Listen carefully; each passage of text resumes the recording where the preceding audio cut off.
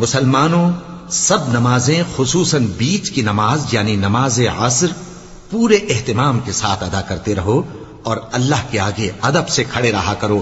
پھر اگر تم خوف کی حالت میں ہو تو پیادے یا سوار جس حال میں ہو نماز پڑھ لو.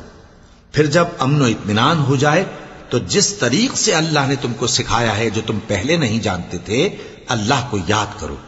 اور جو لوگ تم میں سے مر جائیں اور عورتیں چھوڑ جائیں وہ اپنی عورتوں کے حق میں وصیت کر جائیں کہ ان کو 1 سال تک خرچ دیا جائے اور گھر سے نہ نکالی جائیں. ہاں اگر وہ خود گھر سے چلی جائیں اور اپنے حق میں پسندیدہ کام یعنی نکاح کر لیں تو تم پر کچھ گناہ نہیں.